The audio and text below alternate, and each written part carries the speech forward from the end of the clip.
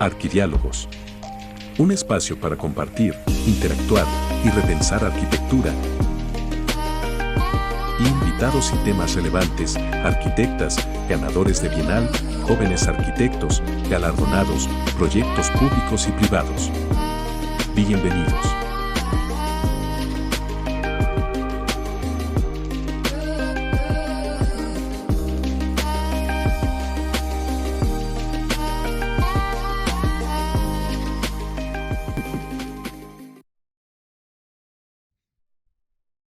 Muy buenas tardes, sean todas y todos bienvenidos a este arquidiálogo muy especial en el cual nos acompaña la arquitecta Julieta Boy y nos va a compartir pues mucho de su experiencia. Vamos a abordar muchos temas enfocado también a su experiencia en la dirección y desarrollo de proyectos de gran escala y también, sobre todo, nos va a compartir al inicio de esta plática un poco de su experiencia en la construcción, ¿no? Como una arquitecta que ha incursionado con obras muy relevantes. Me voy a permitir compartirles un poco de su semblanza para después cederles el uso de la palabra. La arquitecta Julieta Boy es arquitecta por la Facultad de Arquitectura de la UNAM. Realizó un máster en la Universidad Politécnica de Cataluña y una maestría en diseño arquitectónico en la misma Universidad Nacional Autónoma de México. Durante 25 años ha colaborado en reconocidos despachos de diseño arquitectónico, especializándose en el desarrollo de proyectos residenciales, corporativos, comerciales y urbanos. Como práctica independiente, ha desarrollado proyectos de vivienda unifamiliar y multifamiliar. También ha sido colaboradora en diversas revistas especializadas de arquitectura y construcción, como Enlace y Obras, entre otras. Como gerente de proyectos en LBR Arquitectos, durante más de 8 años, desarrolló el proyecto y supervisó la construcción pues, de la muy reconocida Torre Reforma. El rascacielos, pues que ha sido multigalardonado y reconocido por su proceso constructivo y por su altura en la Ciudad de México. Después, a esta experiencia ha tenido también a cargo la dirección de diseño de Némesis Capital, empresa dedicada al desarrollo de propiedades comerciales, industriales, residenciales y turísticas en toda la República Mexicana, incluyendo Torre Bora, diseño de la reconocida arquitecta Zaha Hadid. Posteriormente se desarrolla como subdirectora de arquitectura en HICSA, una de las principales desarrolladoras de gran escala en México. Se incorpora recientemente al WSP para consolidar el área de arquitectura y desarrollo de proyecto ejecutivo. Nuevamente, bienvenida, arquitecta. Te cedemos la palabra y comencemos este arquidiálogo. Muchas gracias a todos. La verdad estoy muy contenta, muy emocionada. Me encanta un poco la dinámica de esta plática, ¿no? Que es diferente. Entiendo que, como lo dice su nombre es un arquidiálogo, por lo que espero que haya mucha interacción con ustedes, un poco que pongan comentarios, dudas. Se trata de que sea una plática entre arquitectos, entre colegas, entre los que estamos contando nuestras experiencias, en las que todos podemos aprender y mejorar. A mí me gustan mucho las pláticas donde no hablas de todo lo bonito, sino también de cosas que pasan, ¿no? Quisiera que hubiera esa interacción y ese gusto por compartir las experiencias. Entonces, los invito a que cualquier comentario o duda que tengan, adelante. Esta participación la estoy dividiendo en 3 partes, me gustaría explicárselas. Primero, si me lo permite la audiencia, quisiera hacer una presentación de un texto que tengo que he desarrollado sobre la mujer en la construcción, porque aunque habemos muchas arquitectas, habemos muy pocas que nos dedicamos a la construcción. Y también eso me ayuda un poco a aclararles, porque la gente no sabe si soy de proyectos, si construyo, si a qué me dedico, ¿no? Muchas veces me han llegado todo tipo de solicitudes de empleo muy extraños, pero yo creo que la arquitectura se debe construir. Y creo que los arquitectos, para que nuestros proyectos se vean como realmente los imaginamos y los sabemos y los conceptualizamos, necesitamos saber construir y necesitamos supervisar cómo se construyen, ¿no? O sea, no se trata de hacer un plano y dejarlo y aventárselo al constructor, que muchas veces toman decisiones equivocadas en base al proyecto o toman una decisión correcta en base a sus objetivos, ¿no? Que es ahorrar dinero o hacerlo más sencillo o más rápido. Entonces creo que el arquitecto debemos aprender a construir y eso se aprende al día a día en la obra, ¿no? Entonces soy una arquitecta que desarrolla proyectos, que dirige proyectos, pero que entiendo la importancia de la construcción y me gusta estar todo el tiempo ahí, convivir con la gente, desarrollar detalles, trabajar. Entonces quisiera hablar un poco de ese tema. Se ajusten por unos minutos, pero es una aportación para incentivar a todas las mujeres a que nos adentremos más a ese mundo de la construcción, ¿no? Ya no es el monstruo que era antes, pero aún así seguimos siendo muy pocas personas o muy pocas mujeres que nos dedicamos a esa rama. Entonces, permítame presentar. Bueno, esa que ven ahí soy yo, aunque no lo crean, a los 20 años. Mi primer trabajo fue en una obra. Estaba todavía estudiando la carrera de arquitectura. Mi primer día en obra fue duro, pero yo estaba demasiado emocionada para que me afectara. Sin embargo, puede ser intimidante.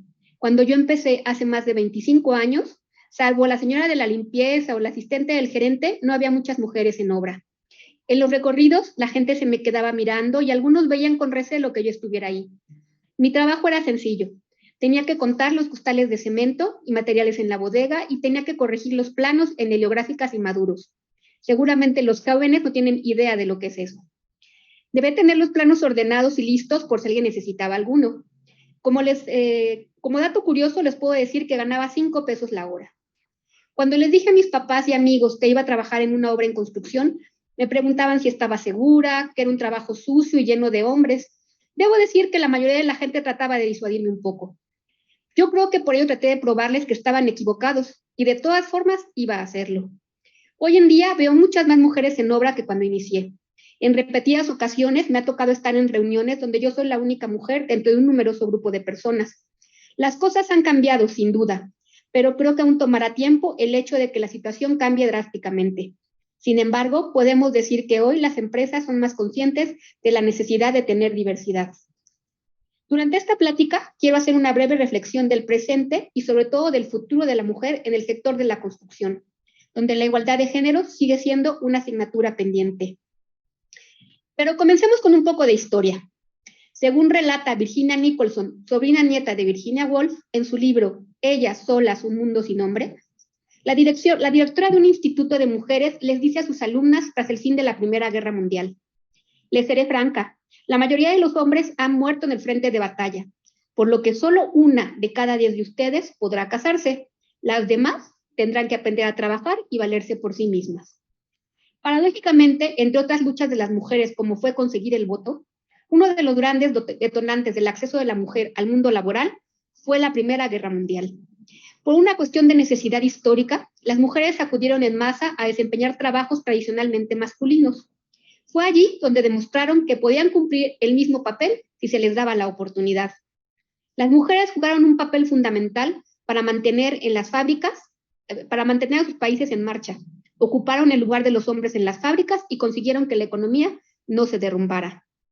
Eso fue una ola imparable que iría alcanzando progresivamente todas las esferas del mundo laboral. Sin embargo, hay sectores que siguen manteniendo porcentajes muy bajos de representación femenina. Uno de ellos, la industria de la construcción. El sector de la construcción constituye una de las actividades con más peso en el Producto Interno Bruto de cualquier país. Con una alta generación de empleos, las oportunidades laborales que ofrece son amplias y diversas. En México se considera que tan solo un 8% de los trabajadores de la construcción son mujeres. En Estados Unidos y Europa los porcentajes también son bajos y giran alrededor del 10%. Afortunadamente, la globalización y la apertura comercial han generado que muchas empresas transnacionales y locales busquen integrar en sus equipos de trabajo personal femenino. Al hablar de su inserción en el campo laboral, es inevitable mencionar que existen países donde las mujeres tienen un mayor porcentaje de participación y se ubica mayoritariamente en sectores de servicios como el de la educación, salud, trabajo social y administración, entre otros, pero como mencioné, muy pocas mujeres se desarrollan dentro de la construcción. En la obra de Toda Reforma habíamos un número considerable de mujeres. Me gusta mucho platicar y convivir con todas ellas. Un día una me comentó: Arqui, las mujeres le estamos demostrando a la sociedad que podemos hacer los mismos trabajos duros que los hombres, sin perder nuestra feminidad, destreza y amabilidad. Debo mencionar que todas ellas iban bien arregladas, maquilladas, con algún toque femenino que las hacía mostrar que estaban orgullosas de quién eran y de su feminidad, como el casco rosa o las botas rosas. Antiguamente existía o existe el mito de que la mujer en obra debía masculinizarse, usar malas palabras, vestirse y comportarse como hombre. Eso está hoy muy lejos de la realidad. Nosotras podemos seguir siendo niñas delicadas fuera del ambiente laboral, pero en la obra somos muy trabajadoras, no dejamos que nos opaquen nuestros compañeros. Hemos demostrado que sí podemos. Me mencioné en otra ocasión otra. Otra chica me dijo, definitivamente hay más mujeres en sitio que hace 10 años, más gerentes de sitios de prácticas. No teníamos eso cuando empecé. Tengo mujeres jefas en mi trabajo. Es inspirador verlas y piensas en tu propio camino a dónde quieres ir. La gente diría que la construcción es un mundo de hombres. Es claro que yo no pienso así. Creo que es como lo tomas, como lo llevas. La clave es la comunicación. Trata a la gente como quieres que te traten. Habla con la gente como quieres que te hablen. Todos somos iguales. Lo que yo descubrí durante mi trabajo en obra a lo largo de todos estos años es que al final lo que la gente busca es quien les dé soluciones, quien tome decisiones y resuelva sus dudas. Cuando se dan cuenta que sabes y que estás ahí para hacer equipo y ayudar, te vas ganando poco a poco su respeto y ellos mismos son los que te buscan y te ayudan cuando lo requieres. Por supuesto, hay gente que tiene más arraigado su machismo y costumbres del pasado, pero cada vez son menos o por lo menos cada vez son más mal vistos y expuestos, por lo que ya se lo piensan 2 veces. Pero, ¿cuáles son las barreras a las que se enfrentan las mujeres en la industria de la construcción? Una de ellas es el acoso. Más de la mitad de las mujeres que trabajan en la construcción a cualquier nivel han sufrido acoso o victimización durante su carrera. Yo misma lo he vivido a lo largo de la mía. Los comentarios sexistas y de mal gusto abundan en la obra, alusiones a tu físico o a las horas durante las horas laborales. Hasta hace poco todavía las mujeres nos acostumbrábamos a callar y a vivir con ello como algo habitual. Si acaso se te ocurría quejarte, enseguida te clasificaban como exagerada, no aguantas nada, o peor aún, te tachaban de feminista, como si eso fuera la peste. Pero gracias a los movimientos actuales como el Me Too y el 8 de marzo, entre otros, hoy las mujeres podemos expresar nuestro descontento e incomodidad. No está padre que mientras trabajes te digan mamacita o nena o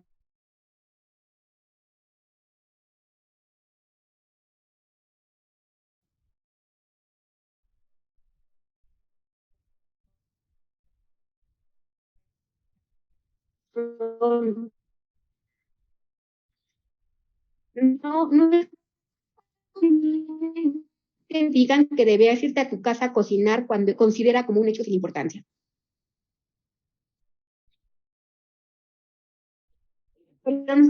Ustedes están escuchando hoy por querer verse progresistas, no necesariamente porque crean en nuestras capacidades. Aunque pueda parecer como una acción no tan positiva, yo lo veo como que la puerta se abrió. No importa cómo o por qué, nosotras debemos tomar la oportunidad y demostrar que podemos hacer las cosas bien y tenemos todas las capacidades para desempeñarnos de manera profesional. Además de los estereotipos ya mencionados, existe una clara o estudiar, aún existe una alta brecha salarial de géneros y oportunidades de promoción restringidas. No se trata solo de contratar más mujeres o de cumplir con un requisito de género. Se trata de crear un ambiente igualitario donde la gente pueda crecer y progresar. Si se hace eso, naturalmente se atraerán más mujeres que puedan alcanzar sus objetivos profesionales. Dentro del movimiento feminista existe el término techo de cristal. Es una metáfora para explicar la situación de desigualdad de las mujeres en diferentes ámbitos. Se utiliza esta expresión porque se trata de barreras invisibles que aparentemente no existen o que no quieren admitir que existen, pero que acaban perjudicando a las mujeres en su carrera profesional y en su vida personal. En el mundo laboral, las mujeres cobran menos que sus colegas hombres, a pesar de ocupar el mismo cargo y tener las mismas responsabilidades. Las mujeres que trabajan en el sector aseguran que la situación mejora poco a poco, pero que sigue siendo duro y más exigente en el caso masculino. Si la industria cambia parte de su pensamiento, cambia parte de su ideología y filosofía, las mujeres se sentirán más atraídas por trabajar en el sector, porque se sentirán seguras, apoyadas y valoradas.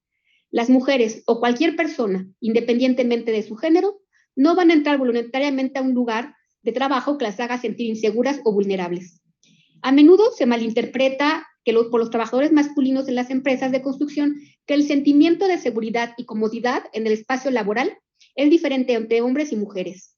Una vez que estas cuestiones se entiendan más ampliamente, la industria se sentirá más equilibrada en cuanto a género. Lo importante es que estemos dispuestos a cambiar y a aprender una nueva forma de convivencia inclusiva que considere un respeto mutuo entre hombres y mujeres.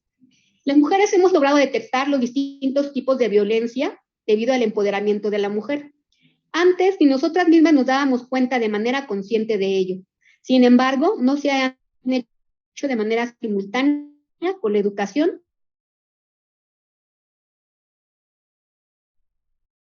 principalmente de los hombres, sobre la base de la equidad entre los sexos, buscando alternativas que le permitan acceder de manera igualitaria a los servicios que brinda el sistema educativo sin discriminación ni exclusión.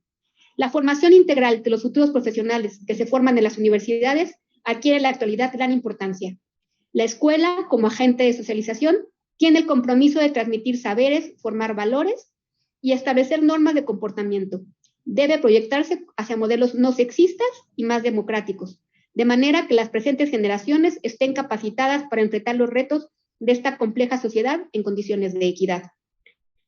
Necesitamos más modelos femeninos que den pláticas en las escuelas, educar a los padres, maestros poderosas en la conciencia de grupo. En México es hora de abrir un debate sobre las estrategias más oportunas para mejorar en términos de incorporación de la mujer a la construcción. Más que grandes proclamas, se trata de hacer pasos e ir sumando iniciativas. Sin duda, queda mucho por hacer. Debemos reconocer que la industria ha cambiado bastante para las mujeres. Hoy en día hay muchas más mujeres que antes. La cultura también ha cambiado. Para empezar, ya existen espacios sanitarios divididos. Antes en la obra solo había uno. Incluso el equipo de seguridad personal ha evolucionado y se ha ido adaptando a la sintonía de la mujer. Todavía tengo mis botas de obra 2 tallas más grandes que mi tamaño habitual, ya que no conseguí alguna de mi talla. O también los cascos y chalecos ya se hacen de diferentes tamaños. Antes era solo el tamaño gigante que nos llegaba a las rodillas. Y ya cada vez se ajusta más a la fisonomía de la mujer. En la actualidad hay un mayor número de mujeres estudiando arquitectura, ingeniería u otras especialidades de la industria. Me gusta ir a las universidades y me gusta poder hablar como hoy de mi trabajo. Me gusta ver a la gente joven en los recorridos de obra donde pueden ver que estamos muchas mujeres ahí. Eso motiva a las mujeres jóvenes a intentarlo y a entrar a la industria. Lo importante es conseguir, una vez que se gradúen, que ejerzan su profesión donde más les conviene. Pero, ¿en qué beneficia una mayor presencia de las mujeres en la construcción? Las mujeres somos mediadoras natas del conflicto. A las mujeres día a día, de manera casi invisible, establecemos vínculos entre cada uno de los miembros del equipo. Las mujeres sabemos transformar nuestro entorno y sabemos dar seguridad a quienes se desempeñan en él. Somos honestas, organizadas, apasionadas y apasionadas en nuestras labores. Trabajar en la construcción te hace sentir valorada en la sociedad. Estás trabajando en un empleo que sabes que puede cambiar la calidad de vida de las personas. Te sientes orgullosa de estar haciendo este trabajo. No importa si eres hombre o mujer, tienes que amar lo que haces para ofrecer lo mejor. Estoy orgullosa de decir que amo mi carrera y mi trabajo. La pasión que sientas por lo que haces es lo que te hace sobresalir. No lo debe determinar tu género. El hecho de ser mujer no marca un límite en el crecimiento y desarrollo de tu carrera profesional. Eso depende enteramente de ti. A lo largo de la historia, a las mujeres se nos ha dado un rol tradicional en el hogar. Hacer las tareas de la casa, cocinar y limpiar, cuidar de los niños, tener lista la cena para cuando llegue el marido de trabajar. No es que yo esté en contra de este rol, no es que piense que las mujeres que se dedican al hogar o a su familia estén equivocadas o valgan menos. Simplemente pienso que hoy la mujer puede elegir cuál es ese rol que quiere desempeñar. Que la mujer tenga opciones de elección y de acción y no se vea forzada a desempeñar un papel o un rol en el que no se siente cómoda o valorada. Si queremos hablar de igualdad, es importante acotar que la maternidad no deberá ser un impedimento para que las mujeres puedan desempeñar una posición de alto nivel. Es asimilar la maternidad como una etapa de la vida del ser humano y no como un impedimento para el desarrollo profesional de la mujer. Ese es un paso más hacia la igualdad. No espero que las cosas me faciliten por ser mujer. Espero que mi trabajo sea evaluado por mi desempeño y no por mi género. Sí, aún sigue siendo difícil ser la líder de un proyecto. Sí, aún se nos mide diferente cuando demostramos carácter y autoridad. Sí, Todavía hay muchas limitantes para las que las mujeres obtengan niveles de dirección dentro del sector de la construcción. Y sí, muchas veces son las mismas mujeres las que te bloquean el camino. Sí, hay muchos hombres que te apoyan y respetan. Lo importante es entender que somos seres humanos, con los mismos derechos y oportunidades, y que hay hombres buenos y mujeres malas y viceversa. Debemos encontrar un equilibrio. Ese es el objetivo a alcanzar. Hombres y mujeres somos diferentes, pero no por ello superiores o inferiores. Respetar esas diferencias y las opiniones divergentes y enriquecernos de ellas significa estar abiertos a la diversidad. Y bueno, aquí termina este breve conteo y experiencia. Pues no, muy enriquecedor, muchas gracias. Yo quisiera sí retomar, tenemos algunos comentarios, pero si me lo permites antes, yo quisiera primero reconocer pues todo este trabajo que has hecho de recopilarlo, estas experiencias, el reconocer a todas las ingenieras, arquitectas, trabajadoras de la construcción, indicando su nombre, ¿no? O sea, llamándolas por su nombre, reconociéndolas por su nombre, ¿no? Por su trabajo y por su posición, que es muy importante en la obra, ¿no? Y retomar estos mensajes son imágenes pues muy, muy bonitas, en las que yo sobre todo sí retomo algunas frases que tú nos compartiste de cómo están orgullosas, ¿no? De su profesión, ¿no? De estar en la obra, pero también de ser mujeres, ¿no? Y eso creo que es muy importante, pues este esfuerzo que tú has hecho por documentarlas, por llamarles por su nombre, ¿no? Y por traernos estos mensajes que para mí de manera personal pues es muy gratificante poderlas ver, ¿no? Y coincido, ¿no? En mucho de lo que tú nos comentas, evidentemente es una realidad, sí hay un desequilibrio, pero sí algo muy importante es que la puerta, como tú nos dices, está abierta, ¿no? Y ahora es un tema de sumar, ¿no? De trabajar para superar este techo de cristal hacia la igualdad, ¿no? De hecho, les invito a todas, ¿me permites? De verdad, claro, adelante. En estas pláticas les invito a todas las chicas que trabajan en la construcción, si pueden aquí, me dejen su foto y su nombre y las voy a incluir en la próxima, ¿no? O sea, ahorita Perfecto. Hay muchas fotos mías, pero no se trata de mí, se trata de todas ustedes. Entonces, me pueden dejar aquí su foto y yo en la próxima plática las incluyo con su nombre, ¿no? Porque así lo he ido haciendo. O sea, todas esas mujeres que ven ahí son mujeres que conozco o mujeres que me han compartido sus experiencias. Entonces, les invito a que me dejen su foto y para seguir haciendo esta recopilación, ¿no? Perfecto, sí, vamos a apoyarte también para canalizarlas porque considero que es muy buena iniciativa y te agradezco que tengas esa apertura de mostrarla de esta forma. Dentro de las participaciones, por ejemplo, pues tenemos aquí un comentario de Alexis Maya que nos comenta que ella te conoció en obra y la inspiraste, ¿no? A pesar de ser una niña de obra, ¿no? Entonces, yo creo que la recordarás, ¿no? A Alexis, y pues ella te recuerda muy, muy gratamente, ¿no? Y precisamente es como esta experiencia y cómo al ser pues jefa también tienes esa carga hacia pues, las siguientes generaciones y cómo te vuelves un impulso, ¿no? De ellas.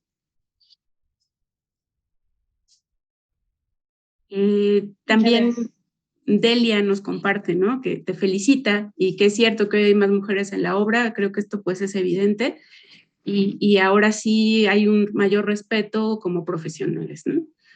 Y pues te digo, creo que muchos de los que estamos por acá reconocemos esta recopilación de experiencias que nos presentas.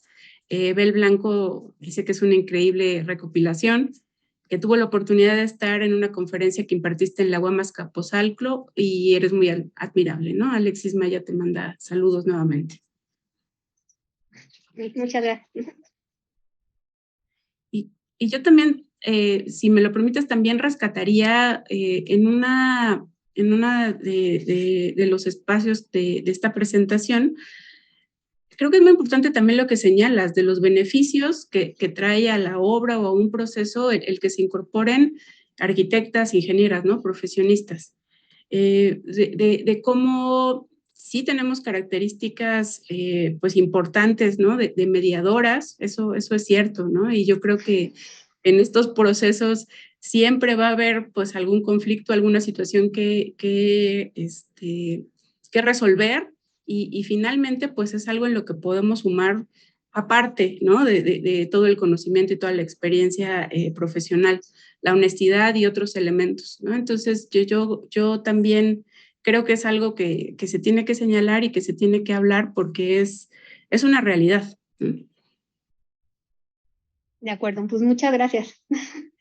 Pues perfecto, arquitecta. Pues si te pareces, te invitaría a que, como nos comentaste desde un inicio, estructuraríamos este arquidiálogo en tres partes, ¿no? Es esta primera presentación para un poco señalar y reivindicar la participación de las arquitectas en la construcción. Y ahora vamos un poco más ya a tu experiencia profesional, a los proyectos pues destacados en los cuales has participado y que nos vas a compartir. Pues muchas gracias, Anisel. Pues les comento un poco de mí. Yo me siento muy afortunada de dedicarme a la arquitectura, a mi profesión, amo lo que hago. Yo soy de los afortunados que siempre supe que quería ser arquitecta, aunque muchas veces trataron de desanimarme en el camino. Y yo, como resumen, puedo decir que he tenido la oportunidad de trabajar en muchos proyectos diversos. O sea, ¿no? Cuando me quiero enfocar a algo, siempre la vida me manda a tener cosas nuevas. Entonces, he trabajado durante todas las fases del proyecto, ¿no? He trabajado en muchos concursos de diseño, ¿no? La de la Lina, que es un concurso, hacer láminas, un concepto rápido, que es increíble, ¿no? He estado en proyectos larguísimos, que es lo puesto que es Torre Reforma, que le dediqué 9 años de mi vida, pero he estado en muchas tipologías, ¿no? Obviamente, después de mi experiencia en Torre Reforma, me encantan los edificios altos, amo los edificios verticales, me encantan ese tipo de proyectos, pero he tenido la oportunidad de desarrollarme en diferentes, ¿no? De todo tipo. A lo largo de mi carrera he tenido grandes maestros, grandes representantes de la arquitectura, de los que he aprendido muchísimo, todos los días se aprende uno de todos. Y bueno, como les comenté, yo empecé en esa obra trabajando muy jovencita desde que estaba en la carrera y después el aprender AutoCAD en ese momento me dio dar un brinco, ¿no? O sea, de los 5 pesos que ganaba contando costales, empecé a ganar 20 pesos dibujando en AutoCAD. Y bueno, uno de mis primeros maestros fue el arquitecto Rogelio Jiménez Pons, quien ahora es, como te lo han visto, que es director de transporte, pero bueno, él en su despacho me enseñaron a hacer el oficio de arquitecto, de sacar planos, de arrastrar el lápiz y de muchas cosas. Y también tuve la oportunidad de trabajar en un principio en Consorcio ARA, donde aprendí el tema de la vivienda de interés social, hoy tan olvidado, ¿no? Y tan,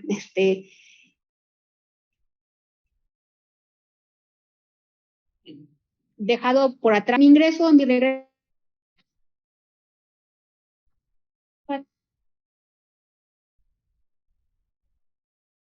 trabajar en despachos fue con y lo que es el desarrollo del detalle, el detalle del detalle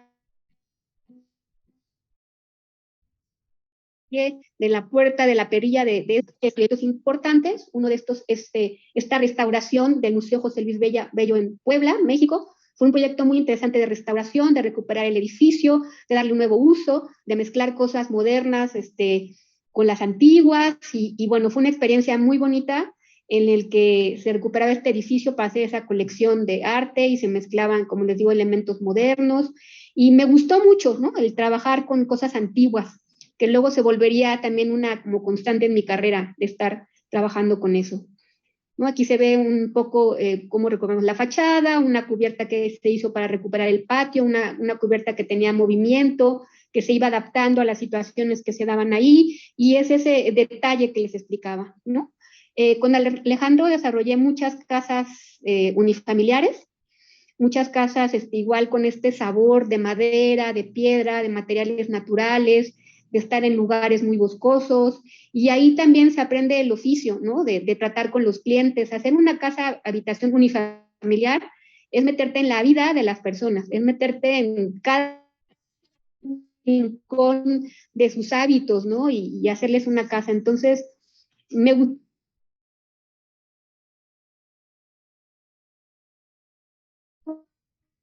mucho esa etapa de desarrollar muchas casas, pues sí grandes, chicas.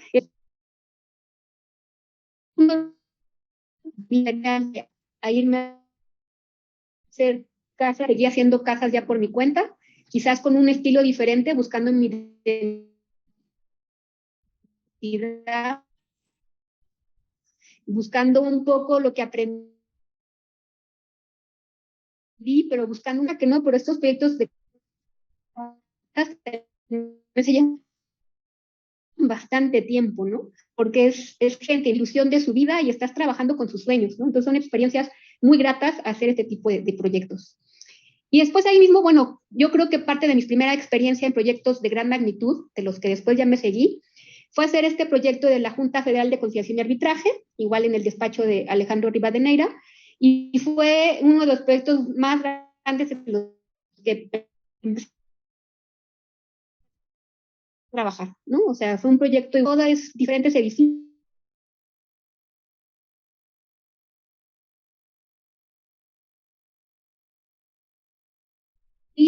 todo era con estructura metálica, edificio público de gobierno, ¿no? Sino que tuviera una imagen moderna, contemporánea, ¿no? Que cumpliera con todos los requisitos, se trabajaron mucho las salas de conciliación, originalmente quien haya demandado a alguien, espero no sea la situación, pero cuando tienes un conflicto laboral, estás como en una banda y no en una barra ahí atendiéndote y la gente se agarraba a golpes. Entonces desarrollamos un concepto de las salas de conciliación donde la gente lo primero que hace es sentarse y, ¿no? O sea, y tiene un escritorio que lo separa antes de golpear al de enfrente, ¿no? Fue un ejercicio igual muy interesante, muy tardado, de muchos años y estar ahí en la obra, pero muy bonito. Hay quien, los que trabajan ahí se quejan un poco de que es frío, pero bueno, fue un proyecto muy interesante y de los primeros grandes que empecé a dirigir, ¿no? Hoy en día sigue funcionando, está en Azcapotzalco y ahí está. Y bueno, igual de manera independiente seguí desarrollando proyectos, ya empezaba a hacer proyectos de vivienda vertical, no muy grandes, no 5 o 6 niveles que me encargaban clientes, que fueron desarrollando.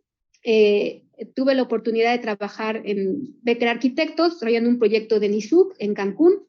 Ese proyecto fue evolucionando y cambiando. Y bueno, ahí tuve la oportunidad de trabajar con otro de mis grandes maestros, el que le debo muchísimo, que es el arquitecto Humberto Ricalde, que en paz descanse, que fue no solo mi maestro de profesión, sino un maestro de vida, del que le aprendí sobre todo el amor y la pasión a la profesión y el amor al detalle, ¿no? O sea, entender el oficio, él siempre sacaba sus portaminas y decía que ese era nuestro oficio y a eso nos dedicábamos. Y con él pues trabajé mucho en este proyecto. Y bueno, ya en la experiencia de LBR con el arquitecto Benjamín Romano, pues desarrollé muchos proyectos, ¿no? Que desarrollamos en conjunto. Yo siempre digo que yo le agradezco a Benjamín Romano no solo la oportunidad que me dio en su momento de dirigir un proyecto como fue Torre Reforma. La gente siempre me pregunta que cómo fue. Y voy a aprovechar a contarles un poco la historia, ¿no? O sea, Benjamín buscaba una persona que tuviera conocimientos técnicos suficientes para dirigir este proyecto, pero al mismo tiempo tuviera un alto nivel de inglés en empresas internacionales. Entonces, si encontraba a alguien que hablaba inglés, pues no tenía la experiencia profesional suficiente. Y si alguien que tenía la experiencia, pues no tenía el nivel de inglés. Entonces era una posición un poco compleja. Y fue el arquitecto Ricalde quien me recomendó con Benjamín Romano y le dijo, bueno, lo que tú necesitas tiene nombre y apellido y se llama Julieta Boy.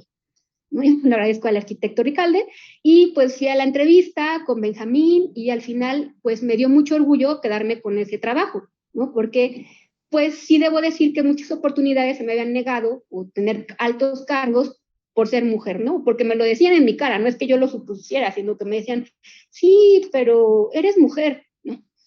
Y entonces, pues bueno, aquí Benjamín no solo me dio la oportunidad que yo he estado buscando durante muchos años, sino que aparte me dio el respaldo y el apoyo, porque muchas veces te pueden dar un trabajo, pero por atrás, ¿no? Sabotearte. Claro, eso es Benjamín básico. siempre dijo, bueno, Julieta, sí, claro, claro. Y él siempre dijo, bueno, o sea, Julieta es la jefa. Y siempre me dio mi lugar y creo que eso es importante y yo siempre se lo voy a agradecer y reconocer. Y entonces, bueno, con Benjamín desarrollamos varios proyectos. Uno muy interesante es este parque Winston Churchill, que está en la zona de Polanco. Este es el auditorio, está la zona de hoteles, y este fue un parque, seguramente se acordarán, que mucho tiempo estuvo bardeado. Era una barda, o sea, estaba ese gran lugar y estaba bardeado. Y entonces nos dimos a la tarea, que no fue una tarea nada fácil, de recuperar este parque para la ciudad, ¿no? Que actualmente se puede cruzar a través de él y se puede vivir, y lo viven todas las personas, porque era un parque, pues, se lo querían apropiar, digamos, los hoteles, o se lo querían apropiar los de acá, y en realidad es un pedazo de bosque que se recuperó para la ciudad. Y bueno, aquí hubo mucho análisis. Mi maestría es en espacio público, entonces pues me dio mucho gusto poder trabajar en este proyecto muy interesante, donde revisamos los flujos, de dónde venía la estación del metro, ¿no? Ahí, que genera toda la gente que viene a trabajar a Polanco, pues llega por aquí y cruzaba este parque, ¿no? Entonces hicimos un análisis profundo de los flujos, de dónde entraban las mayores personas, y sobre eso trabajamos y sobre eso desarrollamos el proyecto, ¿no? En base a los flujos, en lugar de bardas hay como taludes, se respeta mucho la vegetación que había. Si ibas cruzando y aparecía un árbol, pues ahí se quedaba el árbol, ¿no? O sea, se respetaba. Todo se hizo buscando conservar todos los árboles. Entonces, fue un proyecto muy bonito, me da gusto pasar y ver que la gente lo vive y lo transforma, y pues fue una donación a la ciudad. Ay, qué interesante lo que dices, ¿no? Creo que es muy común cada vez más ver pues estos esfuerzos de reapropiación y de reutilización del espacio público con acciones más sencillas, ¿no? Devolviéndolos permeables. Yo, sinceramente, no he tenido la oportunidad de verlo ya intervenido, pero sí recuerdo cómo estaba pues delimitado, y que realmente pues se vuelve un espacio sin uso, ¿no? O con un uso restringido, y qué interesante que nos lo presentas también, ¿no? Y tu experiencia en esto. Y fue un proyecto pro bono, o sea, fue por gusto, no cobramos un peso, y fue con el gusto de Es recuperar. importante también, ¿no? Decirlo, creo que de nuestra profesión, como en muchas ocasiones, pues trabajamos de esta forma, ¿no? ¿Por qué? Porque estamos convencidos de la importancia de estos espacios para la ciudad, ¿no? Y la satisfacción que nos puede brindar, ¿no? Lograr estos proyectos, pues se vuelve el pago. Así es, la verdad es que sí, muy, muy, muy interesante. Y bueno, también con Benjamín desarrollamos un kinder, que fue una experiencia única, ¿no? Creo que un kinder es un tema muy bonito con los niños. Era utilizar un espacio residual en un estacionamiento con una gran plataforma, y trabajamos mucho con este ambiente lúdico, ¿no? De los niños, de que fuera un lugar divertido. Entonces se trabajaba en este concepto de cubitos de cristal que van como un, ¿no? O sea, como un Tetris jugando, que se desplazan, y en cada uno de estos cubitos son las clases, los salones, o algún evento especial, auditorio.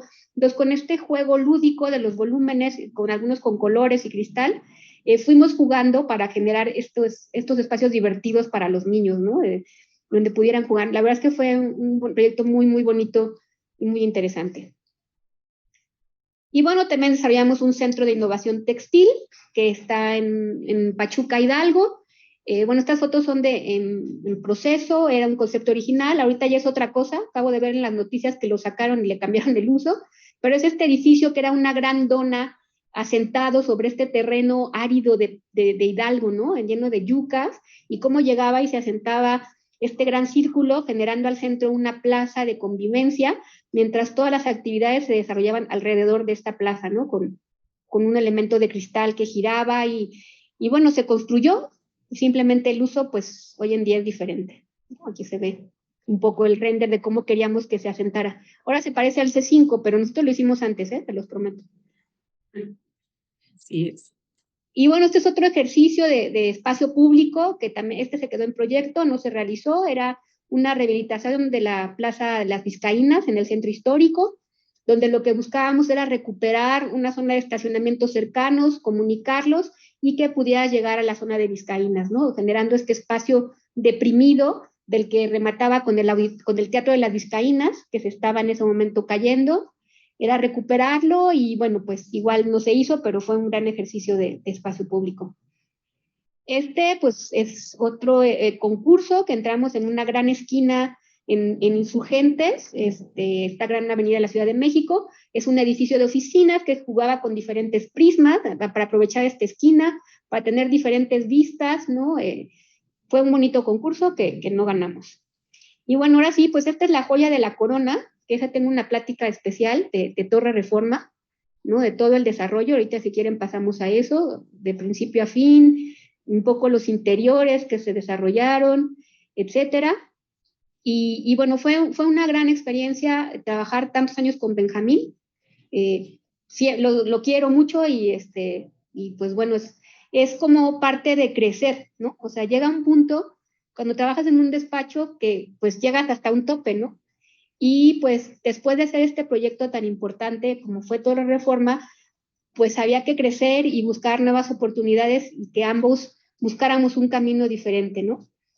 Y pues bueno, dentro de ese camino me llegó la propuesta de ser directora de arquitectura de una desarrolladora inmobiliaria muy importante que tenía muchísimos proyectos de vivienda vertical, que son estos que vemos aquí, ¿no? Desarrollados por diferentes arquitectos, donde aquí mi trabajo era ser la directora de orquesta, ¿no? O sea, el proyecto arquitectónico, juntarlo que cumpliera con las necesidades de un inversionista y al mismo tiempo con el equipo de construcción y seguir el proceso, fuera dirigir toda esta orquesta, que al final es experiencia que uno adquiere de toda la vida, ¿no? O sea, tenía que ver cosas de tiempos de obra, del proyecto, etcétera, y entonces fue una gran experiencia y pues parte de esos proyectos había unos muy importantes de arquitectos muy sobresalientes, ¿no?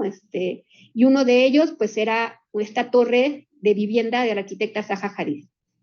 Entonces, imagínense que después de haber desarrollado la torre Reforma, llegan y me ofrecen y me preguntan si quiero desarrollar un diseño conceptual que hizo Zaha Hadid. O sea, por supuesto que no lo pensé dos veces. No podías decir que no.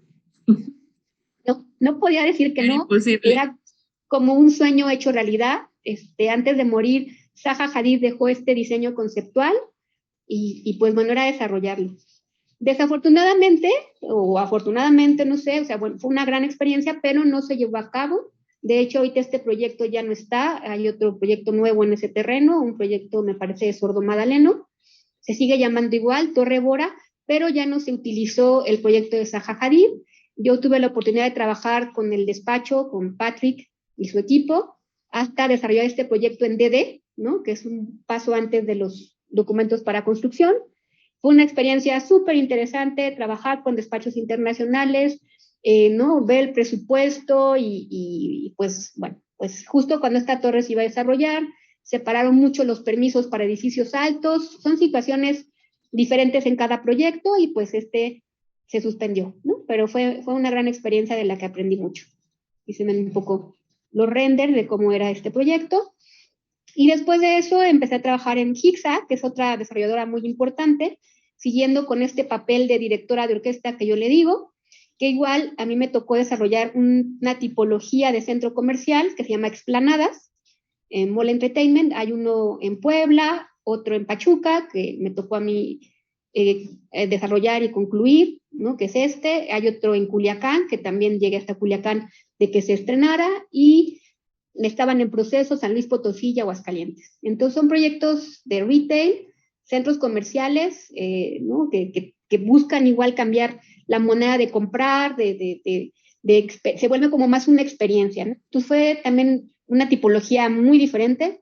No he trabajado centros comerciales, pero fue muy interesante trabajar igual con un despacho internacional y desarrollar el proyecto de manera local, llevarlo hasta la construcción. Entonces, pues ahí están las explanadas. El retail sufrió mucho durante la pandemia y hubo un poco de suspensión, pero bueno, se está recuperando cada vez más.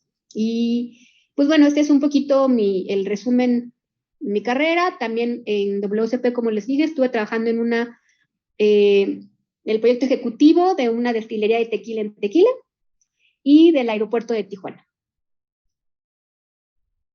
Muy bien, arquitecta. Yo quisiera preguntarte un poco de esta experiencia de colaboración con despachos internacionales, con Zaha Hadid. Architects, ¿no? Ahorita esta experiencia que nos compartías con HICSA, definitivamente es una organización distinta, ¿no? Y este trabajo colaborativo, muchas veces a distancia. ¿Qué nos podrías compartir de esta experiencia?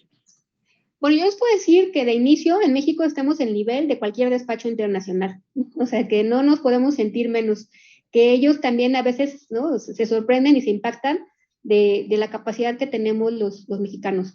Lo interesante es ver diferentes formas de trabajo, ¿no? O sea, en los despachos fuera del país están como muy especializados, o sea, hay gente especializada en el retail, especializada en vivienda, y quizás en México no somos tan así, ¿no? O sea, hacemos todo tipo de proyectos, pero es importante aprender el orden, y creo que la etapa que tienen de planeación, que también nos falla un poco en México, que nosotros ya construyanlo, ¿no? O sea, como que somos más así de, pues ya échatelo.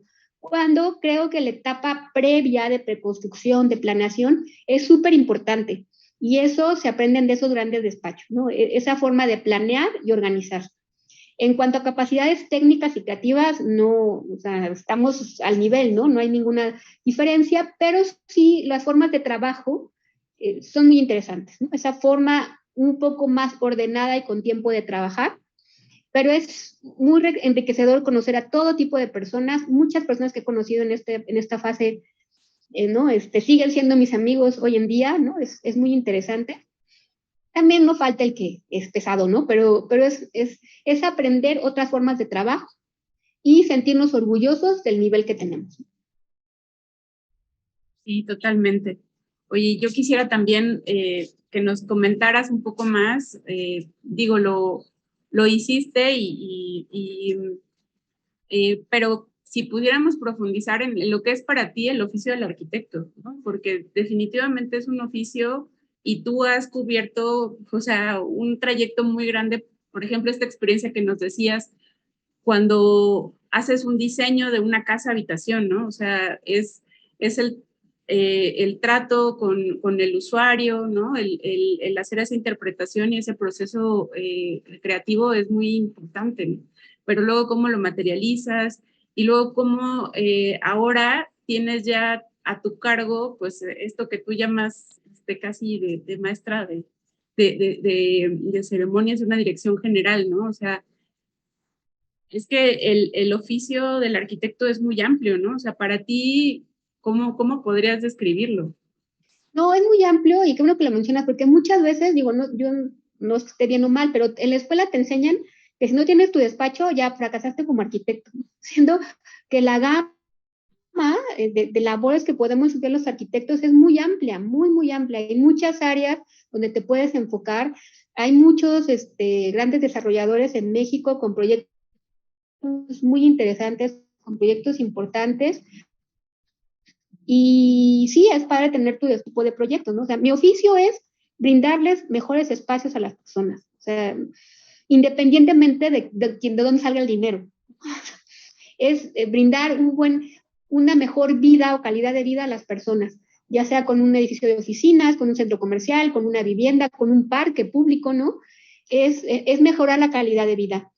Simplemente lo que hay que cuidar, aparte de todo eso, es, pues esto al final es un negocio. El señor que tiene su dinerito para hacer su casa, pues quiere que su dinerito le alcance, ¿no? O sea, no quiere tirarlo. Entonces es brindar un mejor espacio, brindar una mejor calidad de vida, pero no olvidar que tenemos un presupuesto y un límite, ¿no? O sea, no tratar de excedernos a veces en ciertos caprichos. La arquitectura es súper importante, pero hay que tener la habilidad para poder desarrollarlo dentro de un tiempo y un presupuesto establecido, ¿no? Sí, totalmente.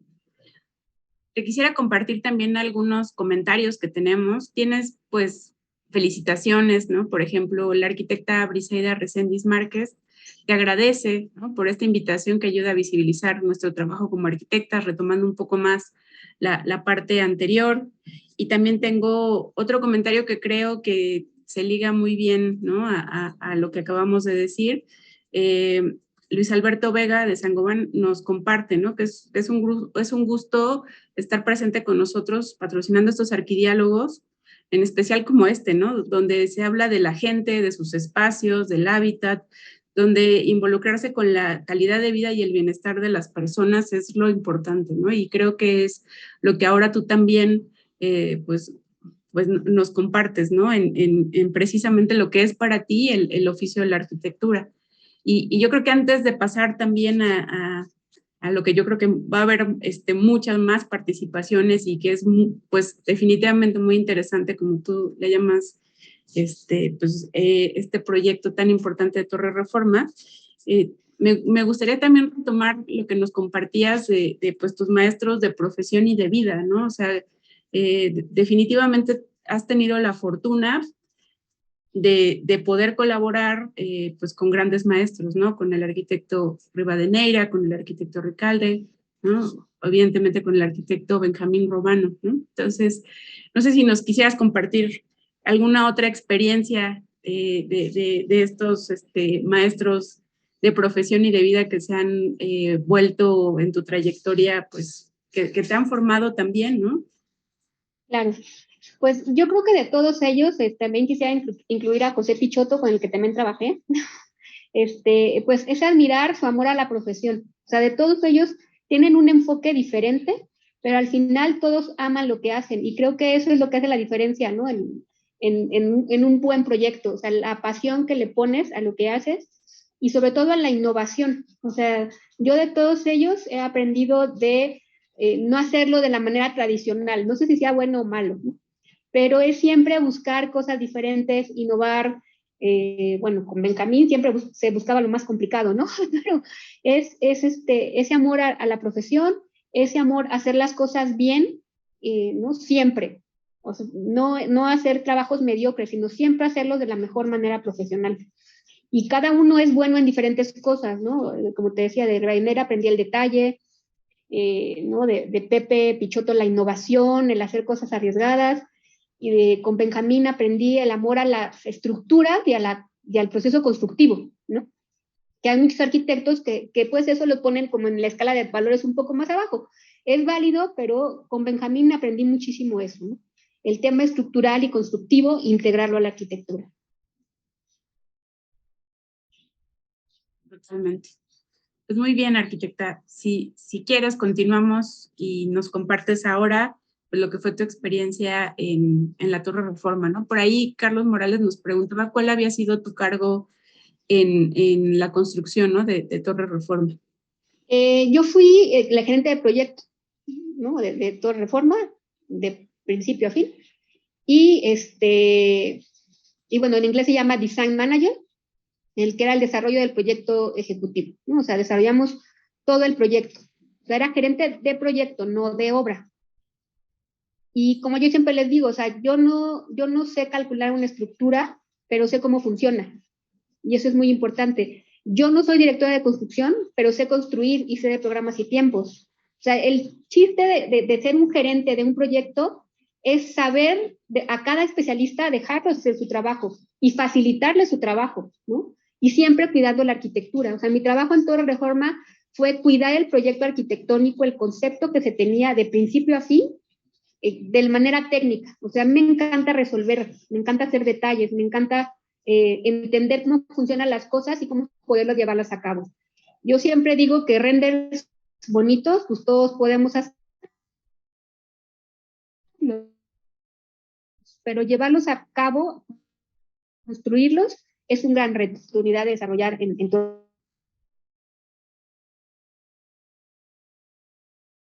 Reforma, ¿no? O sea, que es un edificio. Entonces, yo tuve a cargo, estaba dentro del despacho de Benjamín, yo era la gerente del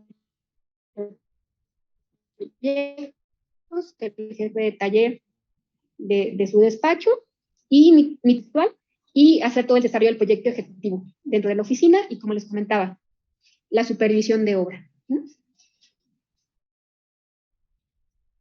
Y bueno, pues brevemente esta presentación es mucho más larga, pero la voy a hacer muy, muy rápida, solo pues todo el mundo ya lo conoce, ¿no? Es un edificio de usos mixtos, tiene 246 metros de altura, 57 niveles, son 45,000 metros cuadrados de oficinas, está dividido en clústeres, que ya lo veremos, tiene 9 sótanos y 28 elevadores.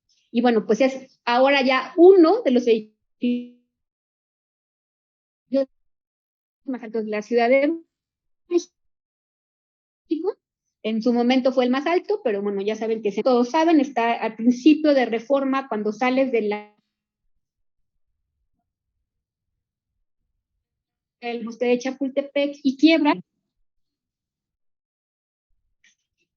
Y pues era un terreno que si no tenía la mejor ubicación, o sea, tienen mejor ubicación las trancas al bosque, lo cual nosotros no teníamos.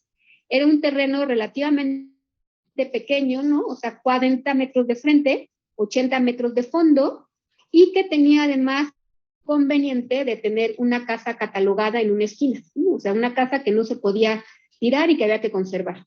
Y que eso se volvió parte del elemento del que partió el diseño, ¿no? Entonces, imagínense que cuando yo llegué a tomar el puesto de gerente de Torre Reforma, lo primero que me dijeron es, váyanse a mover la casa. Y yo pensé que era una broma, ¿no? O sea, yo sí, claro. Y pues no, bueno, parte de mis primeras tareas fue coordinar el movimiento de la casa catalogada. Y que ahorita lo explicaré más adelante. Bueno, estas eran las vistas, como les decía, pues no teníamos una vista franca, teníamos otros edificios enfrente. Entonces, buscando enfatizar la vista hacia el bosque de Chapultepec, es que el edificio se hace que gire, ¿no?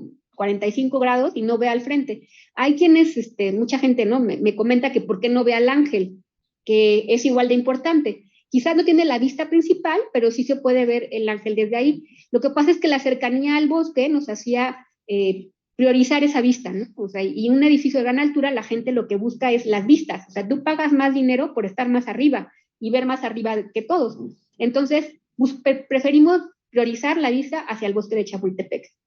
Este es un poco explicar el concepto volumétrico, que partimos de una base cuadrada a una, a una tapa triangular, es lo que hace que el edificio ligeramente se alabee, y tiene un corte, ¿no? Que es esta tapa aquí, que esto se debe a la normatividad. O sea, tú puedes tener 2 veces el ancho de la calle principal, pero conforme te vas remetiendo puedes ir más alto. Entonces, este corte es el que permite que el edificio sea más alto que los que estaban al lado.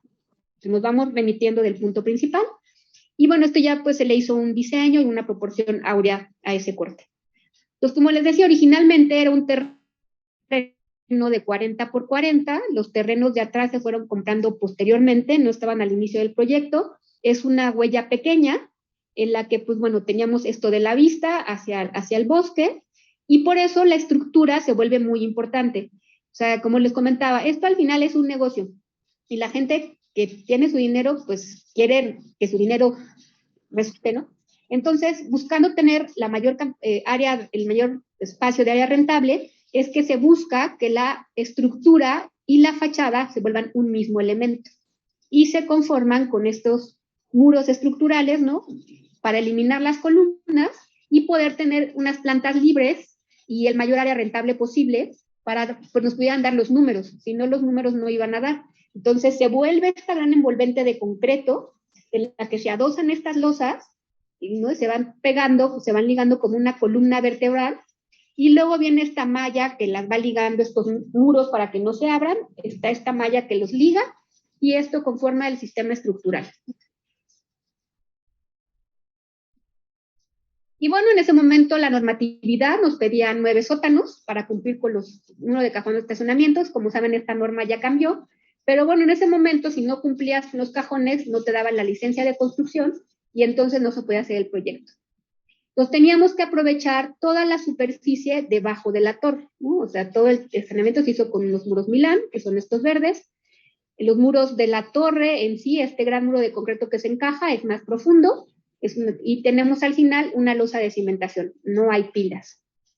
Y como les decía, para poder aprovechar ese espacio debajo de la casa y poder cumplir con la norma de estacionamientos, es que se decide mover, ¿no? La casa hacia atrás 18 metros para poder construir los muros Milán que hacían falta en esa esquina para cerrar el cajón. Entonces, bueno, pues se le hace una charola de concreto, el movimiento de la casa lo desarrolló y pidió la autorización el doctor Robert en coordinación con otros equipos de ingenieros. O sea, aquí mi labor era coordinación, ¿no? O sea, yo no calculé esto, lo hicieron ingenieros, todo el equipo, y el poder dirigir y dibujar las condiciones en la arquitectura necesarias para poder hacer el movimiento, ¿no? Ya una vez que hicieron los muros Milán, la casa regresó a su lugar original. Estas son fotos del movimiento. O sea, el primer movimiento. Llevó el movimiento de la casa. El movimiento en sí fue rápido. O sea, esas fotos que ves aquí, o sea, este es a las 10 de la mañana y esto es a las 12 de la noche, ¿no? O sea, digamos que fue un día, porque el movimiento es muy paulatino, no lo vas notando. Y pues bueno, pues todos estábamos nerviosos, ¿no? Nadie había movido una casa. Entonces se movía, parábamos, medían, hubo una de las armaduras que se puso para correr, ¿no? Que se ven aquí abajo, se venció, entonces tuvimos que ajustarla ahí con unas lainas y pues digamos que se llevó 12 horas, ¿no?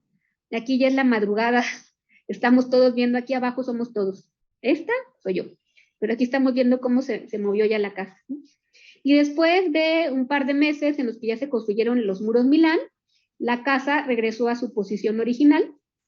Este regreso, Anaisel, ya fue de 4 horas, o sea, ya fue de, órale, con lo que vamos, ¿no? O sea, ya sabíamos lo que iba a pasar, ya estaba soportado, la estructura donde corrían los rieles era más estable, y entonces ya fue mucho más rápido el movimiento. Pero obviamente la preparación llevó meses, ¿no? O sea, meses y meses y meses, que la autorizara el INAH, los ingenieros, se reforzó la casa, hubo muchas acciones y lo que le decía, mucha planeación para que realmente fuera en un día. Sí, y la coordinación, pues, ahí sí, milimétrica, ¿no? O sea, fue Sí. muy interesante. Muy, y luego, muy interesante. Sí, el proceso yo creo que también ya muy interesante del seguimiento cuando la desplazan, pues está estabilizada, pero supongo que tuvieron que tener pues un monitoreo constante, ¿no? De que conservara pues las condiciones de estabilidad, ¿no? Sí, no fue complicado, luego había que asentarla, o sea, había que quitarle los gatos y asentarla en la estructura. Digo, esta casa tiene una cimentación de 56 metros de profundidad, ¿no? Y ya está muy estable, pero sí fue asentarla y ponerla. Cuando se hizo el movimiento, pues lo hicimos como un domingo, así como que nadie se da cuenta, porque pues no queríamos, si no salía, pues que hubiera mucha gente, ¿no? Al final todo salió muy bien, pero es curioso porque una vez tomé un taxi afuera de la obra y el taxista me dijo, ¿usted cree? Dicen que movieron esa casa, ya no saben ni qué inventar. Y a mí me dio mucha risa, yo, de verdad, ¿no? La gente, las cosas que dice. Pero fue muy chistoso porque el lunes siguiente, cuando regresó a trabajar toda la gente en la zona, como que la gente iba caminando y se regresaba, como que veía algo distinto, pero no entendía qué era, sino que la casa se había recorrido. Pero bueno, pues después de esa gran labor, ¿no? Pues teníamos una torre que construir, ¿no? O sea, esto fue como que para empezar. Pero pues a mí me gustó mucho la casa, cómo la trabajamos, cómo se integró ahí al proyecto. Y pues bueno, brevemente les explico, o sea, como les dije, son 9 sótanos, 8 de estacionamiento, de autoservicio, o sea, no es valet parking, cada quien llega y se estaciona. El primer sótano es comercial, está una plaza y el lobby de acceso. En los primeros 5 niveles es un gimnasio, ahorita es un Sport City. Luego tenemos 3 clústeres de 4 niveles que lo denominamos low rise. Hay un sky lobby y luego viene la zona de mid y rise. Aquí hay un elemento externo que se llama el shuttle, que es un elevador, ¿no? Esto nos permite que la superficie del núcleo sea la misma a lo largo de toda la torre, porque tenemos unos elevadores que me suben aquí, ¿no? Aquí, que es un elevador que me lleva al piso 22 y de ahí ya tomo mis elevadores para la parte media y alta del edificio. Como les mencionaba, tiene un edificio robótico para complementarlo. Estas son las plantas del sótano, ¿no? Las, las rampas, cuántas se necesitaban. Hubo muchos ejercicios de análisis. En este proyecto hubo mucho tiempo de planeación, lo cual extraño muchísimo los proyectos en los que actualmente trabajo, pero hubo mucho tiempo de análisis y revisión de opciones, ¿no? O sea, en lugar de necesitábamos 2 rampas, necesitábamos 4, al final quedaron 3, una de entrada, una de salida, y una que, bueno, le decíamos la bisexual, porque en la mañana es entrada y por la noche es salida, para complementar. Pero bueno, están todos los análisis de las rampas. Como decía, el primer nivel es comercial, luego está la zona del lobby, del acceso, Originalmente lo conceptualizamos como que fuera una plaza abierta, pero los dueños nos dijeron que era una idea muy hippie, entonces tuvimos que cerrar el lobby. Y pues este lobby es muy interesante porque le pasan muchas cosas en un espacio muy pequeño. O sea, para empezar tenemos la casa que se vuelve protagónica, están estas grandes diagonales de la estructura, que estas diagonales no transmiten carga, sirven para el sismo, que cuando las pusieron los ingenieros me dio un ataque porque quedaban a la mitad del lobby, ¿no? O sea, y pues vienen los elevadores de los sótanos, están las escaleras eléctricas, o sea, pasaban muchas cosas para que llegaran estas diagonales. Entonces, pues lo que decidimos es dejarlas como un gran elemento escultórico, como si fueran parte del diseño del lobby, y se volvieron la pieza única y el centro. Pero sí fue complicado hacer este lobby que se ve como muy minimalista, pero pues sí tenía muchas cosas, ¿no? Y que se viera elegante e integrado, fue complicado. Claro. No, y es un espacio muy especial. Yo sí en las oportunidades que he tenido de visitar la torre, creo que es uno de los espacios más memorables, ¿no? Obviamente, pues ya los sky lobbies y demás, pues tienen otras características, pero sí es muy interesante cómo lograron esa espacialidad y cómo efectivamente estos elementos pues se volvieron también escultóricos y te hablan mucho de lo que pasa arriba, ¿no? O sea, te imaginas y entiendes, ¿no? Mucho del funcionamiento del mismo edificio. Sí, de acuerdo. Muy interesante. Costó trabajo esas mamparas doradas, o sea, cambiamos de material 500 veces, o sea, fueron todo tipo de materiales pensamos para esos muros. Y luego en esa época hubo una exposición de Matías Geritz y lo fuimos de manera separada, Benjamín y yo, y los dos llegamos con la misma idea, dorados, ¿no? Y creo que le da un aspecto muy especial al lobby, ¿no? Y bueno, como decía, los primeros niveles es un gimnasio, en el piso 5 hay una piscina, una alberca, que estuvo en peligro de eliminarse porque salía cara, porque no se había rentado. Al final se colocó, logramos colocarla y bueno, el espacio está rentado y es una alberca que te queda a la altura de las copas de los árboles. Entonces, muy agradable ahí, pues nadar, ¿no? Se buscó que estuviera esa, porque también esa escala de Reforma es muy bonita, porque ves el ambiente, ¿no? Se siente esa calidad urbana. Y bueno, esto es una planta tipo de la torre, como les decía, el núcleo es del mismo tamaño a lo largo de toda la torre, lo cual en los edificios altos no es algo común, ¿no? Normalmente empiezas con todos los elevadores abajo y va disminuyendo el core su dimensión conforme va subiendo. Aquí fue todo un logro en este triángulo meter todos los elementos que se necesitaban, los elevadores para el nivel, estas plantas de low rise, baños, la zona de 2 escaleras para evacuación, un montacargas, un soporte de subestación, o sea, había muchas cosas que meter aquí, ¿no? Tableros, o sea, y al final, pues después de mucho trabajo, nos cupo todo, ¿no? Y ahí está, como yo, cada clúster se va desarrollando, se va moviendo, teniendo estas plantas. La idea es que se rente en estos clústeres, que son 3 niveles que se intercomunican con puentes, y pues que una misma empresa rente el clúster completo y se pueden relacionar, ¿no? Con sus escaleras, ¿no? Este es un caso de que una misma empresa rentó todo, abajo tienen su recepción y se van intercomunicando internamente por todos los niveles. Está luego el Sky Lobby que les mencionaba, donde hay un auditorio, una zona de salas de juntas, que es una gran terraza que seguramente muchos han visto que se desarrollan todo tipo de eventos ahí, ¿no? Hace poco metieron ahí unas bicicletas y pues no es que esté abierto al público la terraza, pero a veces se realizan eventos especiales. Este espacio que quedó abierto fue muchísima discusión entre Benjamín, yo y el equipo, ¿no? Hubo mucho porque originalmente estaba cerrado esto y pues al final se decidió dejar abierto y creo que fue una decisión muy acertada, ¿no? Teníamos miedo de que pues en lluvia no se pudiera utilizar, que fuera un espacio frío, inseguro, pero la verdad es que es un espacio muy, muy agradable abierto y la gente lo agradece, ¿no? Que no esté todo cerrado. ¿Y qué los llevó a tomar esta decisión, arquitecta? O sea, ¿por qué sí decidieron abrirlo? Porque además de que era muy complicado hacer una fachada de 4 niveles sin soportes, o sea, a fuerzas había que hacerle una estructura, y entonces se veía tosca, ¿no? El espacio se sentía encerrado, no se sentía como terraza, y un día estando ahí parados, o sea, nosotros nos volteamos a ver, ¿y para qué la queremos cerrar? Entonces el cristal que tiene al frente, que no es un barandal, sino que es más alto, te protege del viento, no se siente tanto el viento, pues sí, si llueve, sí se moja, pero se vuelve un espacio más agradable. Ya que lo estás en sitio y lo estás viviendo, te das cuenta que es un error cerrar, ¿no? O sea, la vista, el sentirse abierto a la mitad, es que se toma esa decisión. Claro. Sí, y eso es mucho parte del proceso, ¿no? De cómo ya en el proceso de la obra, pues vas teniendo distintas percepciones de los espacios y puedes tomar estas decisiones, ¿no? Y hubo muchas decisiones que se cambiaron en el transcurso. O sea, esa es una de las más fuertes.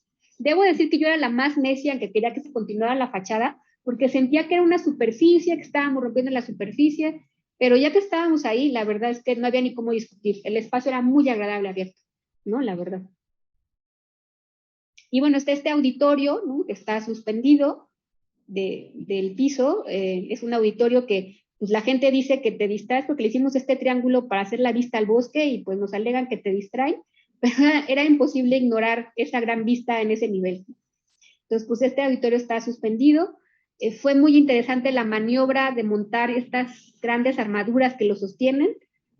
Como les digo, aprendí mucho ahí de la gente que trabaja día a día, y el montar esas, ¿no?, estructuras tenía su chiste, y fue muy padre trabajar con todo el equipo de construcción. La empresa fue Corey, quien hizo la estructura metálica, y fue muy emocionante aprender a montar estas piezas o este mecánico. Bueno, luego viene la zona de mid-rise. Estas son una vista de las oficinas en el piso 24. Mucha gente cuando me ve y me comenta del proyecto, me dicen que tienen la idea de que es un espacio oscuro, ¿no? Que las oficinas son oscuras, pero en realidad no lo son, porque, o sea, tiene 180 grados de ventana. La parte que está sólida son los laterales y la parte de los servicios, pero las oficinas tienen todo este gran espacio acristalado que le da mucha luz, porque además esa es fachada sur, tiene luz todo el tiempo, y se siente un espacio súper amplio, ¿no? Esta ya es la zona de high rise. Hay un penthouse de 3 niveles en la parte más alta con una terraza. Se los ofrecería para rentarlo, pero me dicen que ya se rentó. Entonces, si estaban interesados, lo siento, ya se va a ocupar. ¿No? Es esta parte de hasta arriba, y bueno, esta es la planta de conjunto.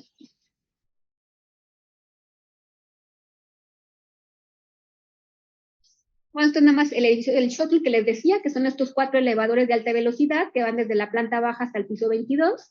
Se aprovecha este edificio, que es igual complejo, que es muy esbelto y muy alto, donde tenemos aquí subestaciones, cisternas, para abastecer la zona de low rise, y de aquí se bombea el agua de aquí para esta cisterna, y esta cisterna es una cisterna que tenemos hasta arriba, y se vuelve un edificio de apoyo técnico y de servicios, ¿sí? También, como les decía, pues se buscaba que este edificio contrastara con la solidez de la torre y fuera de cristal, en el que se veían los edificios, ¿no? Los elevadores que subían y bajaban. Está el estacionamiento robótico. Ahora cada vez hay más estacionamientos robóticos en México. Funciona con 4 robots. Cada robot atiende 100 autos, y pues la idea es que tú llegas a una cabina, dejas tu coche neutral y el robot lo acomoda. Bueno, se asegura que no haya ningún ser vivo, por aquello de que luego olvidamos al bebé o al perrito. Al perrito. Coche, sí. Para que no se quede ahí ahogado. Y bueno, está este estacionamiento robótico, que, bueno, no sé cómo se usa actualmente, pero se pensó que fuera para las personas con discapacidad, se le diera el privilegio de usar el robot, para pues los altos ejecutivos VIP, porque así es la vida, y para cierta gente del estacionamiento para el gimnasio. Pero no sé actualmente cómo le estén dando el uso. Sí, eso es algo que yo te quería preguntar, porque como nos comentabas al inicio, este proyecto se hizo pues atendiendo a una norma de estacionamiento que ya no es vigente, ¿no? En la Ciudad de México antes teníamos una demanda de mínimos de estacionamientos, ¿no? Cuando se trata de cambiar del paradigma de la movilidad y nos vamos a los máximos, ¿no? Para ya no tener tanto estacionamiento y y priorizar pues otro tipo de movilidad. Ahora esto no hubiera sido una necesidad normativa, ¿no? No hubiera formado parte de tu programa por una necesidad normativa. tú. Pero en tu experiencia, o sea, tú, y sobre todo con un edificio de estas características, de esta superficie y de este impacto, ¿cómo crees que hubiera sido la respuesta al estacionamiento? ¿Si hubieran tenido un estacionamiento cero o casi cero? Yo creo que sí hay que brindar la oportunidad de los autos, ¿no? Creo que el negarlos al 100% no es válido. Sí se hubiera podido dar un estacionamiento. Aquí el complejo era el número de cajones que teníamos que dar, que era súper alto, ¿no? Entonces estás como viendo el uso del auto y no de la bicicleta u otros elementos. Que de hecho fueron los primeros edificios que tienen estacionamiento para 500 bicicletas, cabe mencionar. Pero quizás con solo un robot y tener 200, 300 cajones hubiera sido suficiente, no los 1100 que nos pedía el reglamento. Lo que yo sí sé que se ha adecuado en la torre, porque sigo teniendo relación con la gente que lo administra, los tengo amenazados, no es cierto, pero sigo, es que el estacionamiento subterráneo, lo que se hizo, se crecieron los cajones, porque pues para poder, como ya sabes que había el cajón chico y el cajón grande, ¿no? Entonces ya todos los cajones se hicieron más amplios, para seguir teniendo capacidad, se redujo el número, pero son un estacionamiento más cómodo, porque la verdad es que ese término de cajón chico que teníamos en el reglamento, o sea, era una vacilada, porque era un cajón muy chiquito, ¿no? Que no te puedes ni bajar. Entonces lo que se hizo es que se hicieron ¿no? los cajones más amplios para mayor comodidad de los usuarios, y sí se sigue utilizando el robótico, también para mayor comodidad, pero no se utilizan los 8 sótanos. Entonces pudiéramos haber hecho menos, ¿no? La mitad, Claro. sin problema. Y excavar y en esa zona de la ciudad es muchísimo dinero. O sea, es dinero. ¿Cuántos edificios? Creo que esta Torre Pedregal, la del Dorito, creo que tiene 16 sótanos, ¿no? O sea, ya cuando llegas a estacionar tu coche, pues ya, ¿no? Estás mareado de tantas vueltas que diste. O sea, sí eran unas normas que no tenían sentido y que nos hicieron enterrar muchísimo dinero, ¿no? Totalmente, y como nos comentas, ¿no? De esta experiencia, pues subutilizado, ¿no? Entonces, en tu experiencia, creo que sí fue positiva esta norma, ¿no? De cambiar del mínimo al máximo, ¿no? Y es importante mencionar que este robótico, o sea, siempre como también, pues sabíamos que esa norma tenía que cambiar, ¿no? No era lógica lo que marcaban. Entonces, en un estacionamiento robótico lo que tiene es que, pues, no lo tienes que iluminar, no lo tienes que ventilar, porque no es un espacio habitable, ¿no? O sea, es solamente los autos metidos como panales. Obviamente el cajón es más chico porque no vas a abrir las puertas, pero también es un entrepiso mucho más corto, o sea, no tienen que ser muy altos. Y esta estructura decidimos darle un entrepiso normal de un edificio de oficinas, por si eventualmente se pueden desmontar los robots, los dollies, y es una estructura que se puede reutilizar en otra cosa, sin mayor problema, porque decidimos darle las medidas de una estructura de un edificio, aunque fuera más alto, pero se podía reutilizar en un futuro. Sí, esas decisiones sí son fundamentales, como de flexibilidad en los espacios, con una visión a futuro en este tipo de edificios, ¿no? Tan icónicos. Así es. Y los entrepisos luego sí es un tema, ¿no? Sí, aquí puede ser un entrepiso de 220, ¿no? Que luego no hubiera sido útil. Claro. Entonces sí se dejó de 350. Perfecto. Y bueno, este móvil más rápido es explicar los diferentes tipos de envolventes que hubo en la torre, ¿no? Que son los muros de concreto colados en sitio, la cubierta inclinada, que esa cubierta es con precolados, la fachada de cristal, ¿no? La caja de lobby, que fue su complejidad resolverla, porque como les digo que al final nos pidieron cerrar el lobby, pues había que unir de alguna forma la casa catalogada con la torre y como que te podías empastar, entonces hicimos esa caja de cristal y bueno, las fachadas del robótico y del shuttle. Aquí, bueno, seguramente ya han visto de cómo se diseñó esta fachada de concreto, que tiene diferentes perforaciones. Lo hicimos con Grasshopper. Los jóvenes de hoy entenderán todos estos softwares que se utilizaron, de cómo se fueron moviendo las variables para diseñar las diferentes perforaciones que tiene el muro de concreto, las cuales son totalmente intencionadas. Siempre me preguntan que qué quieren decir los hoyitos de la fachada. Pero bueno, cada hoyito tiene una función y una especificación diferente. Aquí más o menos se marca, ¿no? Lo que son las ventanas, lo que son las zonas para instalaciones, la zona de servicios y, bueno, la parte de los patios de triple altura que tienen este gran elemento que es como una gráfica de sismo, porque esas sirven para el sismo, pero se le dio una interpretación escultórica como estas grandes barras que se desplazan. y la gente en obra la bautizó como un Tetris, ¿no? Porque se va desarrollando. Pero bueno, jóvenes, los adultos nos entendíamos con el Tetris, horas jugando, acomodando las piececitas, y pues así lo bautizaron, ¿no? Entonces, cada tira de concreto, cada módulo es diferente, no hay ninguna igual, que va obedeciendo a los diferentes usos, ¿no? Así quedan las perforaciones.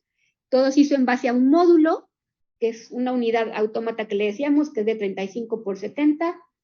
Quienes han oído otras pláticas que he dado, yo siempre digo que es el que amodula, Dios le ayuda.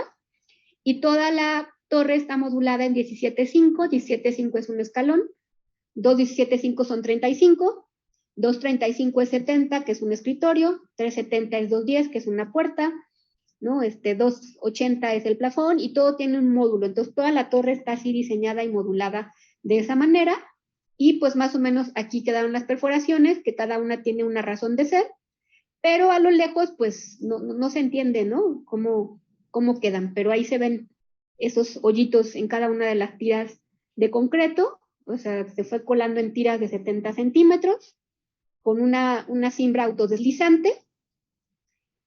Aquí está un poco el concepto del clúster, que es de 420, que es lo que les decía, que es módulo de 70, y cómo se fueron colando estas diferentes tiras, que la idea, o sea, en algún momento probamos ponerle colorante al concreto, se decidió que no, que era el color natural que salía, pero la idea es que cada tira tiene un color diferente. Digo, aquí está exagerado en la imagen, pero es que cada una tiene una tonalidad. Estos fueron un poco los ejercicios que vimos de los colorantes, ¿no? Primero la queríamos muy oscura, y bueno, al final se decidió con el concreto natural, con los agregados locales, y creo que fue un gran acierto, porque pues luego, ¿no?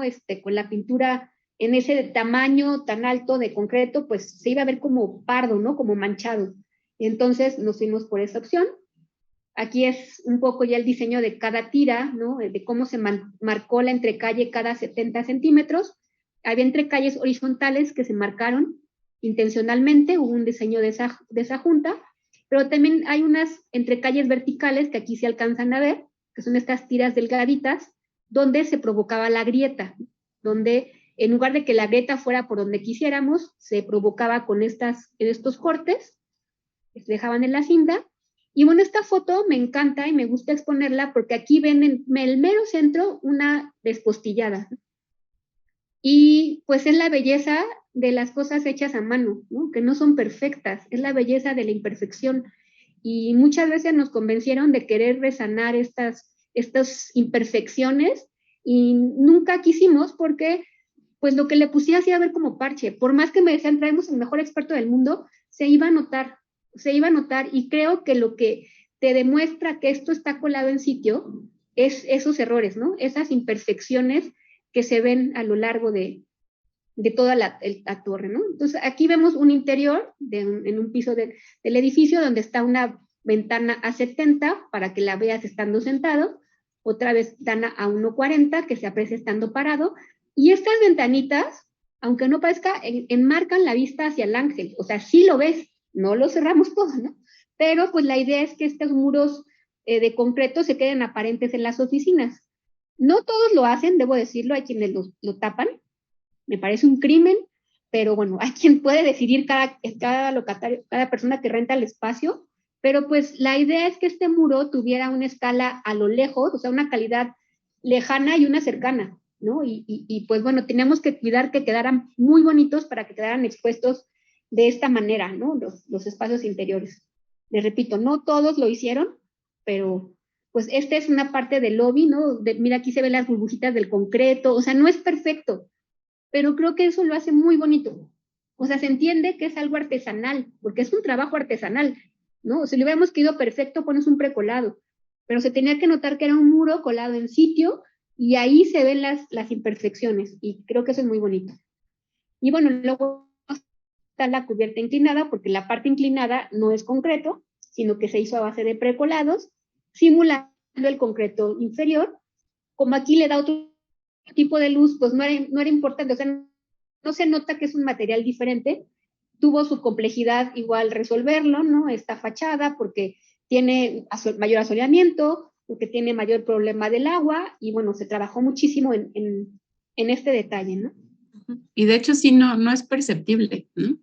No es Están perceptible la distancia. saliendo, Concreto. ¿no? Y bueno, mi trabajo es hacer estos detalles, o sea, es resolver estas partes que nadie ve, pero que pues está todo allá atrás, ¿no? O sea, todo esto es el precolado de la parte inclinada, pero a lo lejos no se nota. Entonces aquí, como ven, este es el concreto, este es el precolado, pero como siempre le da una luz diferente, no se ve. Entonces aquí está esta rollita, este entrecalle, ¿no? Que hace el quiebre de esta zona. Y bueno, la fachada también de cristal era bastante compleja porque es una fachada alabeada que tiene unos tensores metálicos y unos parteluces. Entonces fue bastante complejo resolverla. Originalmente la malla queríamos que fuera algo así aleatorio, muy contemporáneo, muy, ya saben, ¿no? Muy high-tech, pero al final eso encarecía mucho el costo y eran adornos. O sea, sentíamos que no era honesta esa fachada. Entonces, al final, esta malla se trabajó de manera de como, ¿no? Se van transmitiendo las cargas que son con zetas, o sea, su imagen es totalmente funcional. Cada uno de los puntos tiene una razón de ser, de cómo se conectan las losas a estos elementos metálicos. Aquí ven una colita que baja, ¿no? Que es la que sostiene la losa inferior. O sea, toda esta malla tiene una función y una razón de ser. Ahí nadie está de adorno, todos están trabajando. Y bueno, el montaje, el cómo se fue poniendo estos parteluces, que también pues fue toda una historia el parteluz. Y algo que me gusta comentar, ¿no? Bueno, aquí está otra vez el módulo 280, 210, cómo está todo modulado. Otra vez la fachada de cristal, los tipos de cristales que utilizamos para ahorrar energía, ¿no? De cómo se fueron montando. Y esta parte es la que me gusta mencionar. Es otra de las decisiones que se tomaron en obra. Originalmente, cuando Estructuras nos dio la dimensión de los tensores, nos parecieron muy delgaditos, ¿no? Y que no se notaban. Nada nos gustan a los arquitectos, ¿no? Entonces, no, pues ahora no se notan.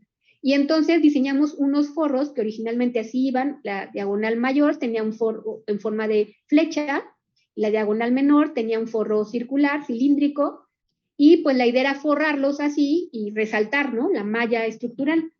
Pero igual un día estando parados, además fue un relajo hacer el bastidor, resolver la geometría, aquí está la muestra, ¿no? De que se trabajó, pero estando parados aquí en esta vista, así como en Jamín, nos dimos cuenta que era un error terrible, terrible engordarlos, estábamos tapando la vista que tanto resaltamos, estaba encareciendo, ¿no? Y no se veían padres, ¿no? O sea, la verdad es que pues nomás le estamos poniendo un mogote ahí de adorno. No, y iba contra la esencia de esta toma de decisión de cambiarlo a algo pues sincero, honesto o funcional, ¿no? Entonces. Totalmente, era ilógico, pero son esas cosas que en el render y en la idea se ven muy bonitas, y ya que estás ahí, pues decides que no. Entonces, se decide hacer lo opuesto, ¿no? Hacerle un negativo con todos estos parteluces sólidos que tienen una función, como les digo, es una fachada azul de proteger el asolamiento del edificio, y entonces se lo solidifican los parteluces y se hace un negativo de las diagonales, y entonces lo que se logra es que se resalta más. Al hacerlo negativo, lo resaltas. Y pues está esta fachada. Bueno, esta ya la caja de lobby, que ya mencionamos, ¿no? Que igual no queríamos ningún elemento para que no compitiera con diagonal. La fachada del shuttle y el robótico, que también son de cristal.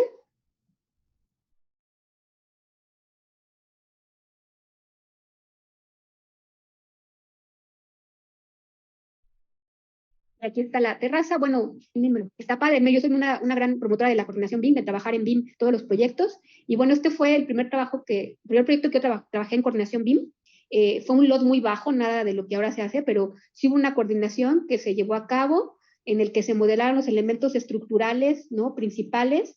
Al ser un edificio tan complejo, teníamos que coordinar todo muy bien y pues bueno, se trabajó de esta manera. Bueno, como saben, fue un edificio LEED platino, y pues ahí están con parte el equipo de construcción y de proyectos. Y ya para no aburrirlos, porque a mí el problema es callarme, porque yo hablo. Les menciono rápidamente este proyecto que les decía de Zaha Hadid. Es una torre de vivienda, estaba ubicada en Santa Fe, enfrente de lo que ahora es el Parque La Mexicana. ¿no? Junto a esta gran calzada de edificios que se ha vuelto esta zona, ¿no? De grandes edificios altos. Y pues era un diseño conceptual que estaba inspirado en una falda, o sea, es como que se le hacía una cintura al edificio, ¿no? ¿Qué es esto que se ve aquí? O sea, tenías un gran basamento comercial, luego tenía este tapering que le llaman, ¿no? Donde se hace como la cintura de la torre y luego sobresalen diferentes volúmenes de diferentes alturas que están con cada uno de los departamentos, ¿no? Aquí se ve estas imágenes de estudio, que como digo, se trabajó mucho con el despacho, digo, ya no estaba Saja ya había fallecido, y pues la gente que se quedó con este proyecto, se trabajaba mucho en esto, o sea, se tenía que sentir este movimiento de la falda, de la cintura, que se sintiera una torre muy femenina, por eso me gustaba, ¿no? Porque tenía formas suaves que contrastaban con las formas más duras que están los edificios de al lado, ¿no? Como que las torres de juntos son más masculinas, y este era el toque femenino en esta zona, con estas curvaturas, esta sensualidad, ¿no? Aquí se ve de cómo aquí en esta parte eran comercios y abajo de la falda había los espacios comunes, que era una alberca y gimnasio y tal, ¿no? Este es un poco explicar cómo se hacía este corte para hacerle la cintura a la torre, cómo termina en diferentes alturas, cómo lo remata, ¿no? Con diferentes alturas de estos volúmenes, que también lo hacía diferente. Aquí se trabajó mucho igual la estructura. Aquí yo traté para esta fase de traer el mismo equipo que estuvo en Torre Reforma, o sea, también se trabajó con ARU en estructuras, como estuvo allá, trabajamos las fachadas con la empresa de fachadas, o sea, quise recuperar mi equipo, ¿no? Que ya nos conocíamos, aprovechando la experiencia de todo lo que aprendí en Torre Reforma para traerlo y desarrollar este proyecto.